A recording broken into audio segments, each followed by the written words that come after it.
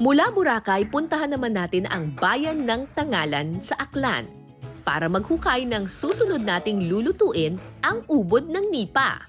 Ang umpisa nito kasi gawin natin ay maghukay muna tayo. Hukayin muna tayo gaya nito. At palalim-palalim at hasta makukuha natin yung buong puno ng nipa para makuha natin ng buo.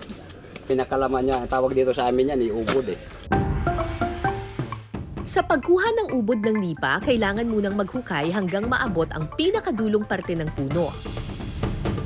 Saka ito iaalog para mas mabilis mahila ang ugat nito. Para makuha ang ubod o nakakaing parte ng puno ng nipa, kailangan muna itong hugasan at saka tatapyasin hanggang sa matira ang pinakaubod nito. Ma'am Cara, ito na ang aming ubod na nakuha na pwede nyo nang lutuin. Sa pagpapatuloy ng ating Aklan Food Adventure, ang gulay na makukuha sa ilalim ng lupa, ano kaya ang lasa?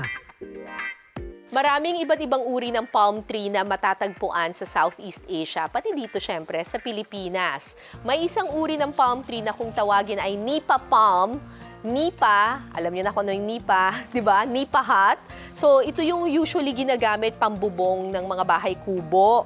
Pero alam nyo ba na yung nipa palm ay meron pang iba't ibang gamit, pati sa pagkain. Kasama ko dito si Ate Sol mula sa Tangalan, Aklan.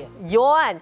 Sila, ang ginagawa nila doon sa kanilang nipa palm ay kinakain ninyo yung ubod.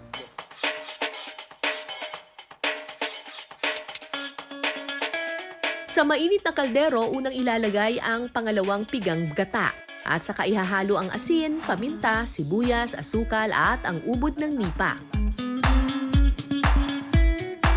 Sa isang bowl, paghahaluin ang kakang gata at rice flour na magsisilbing pampalapot.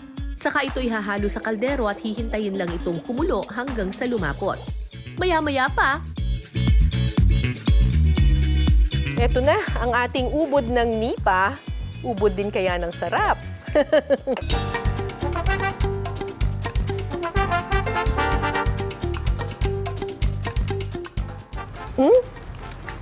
Ang sarap.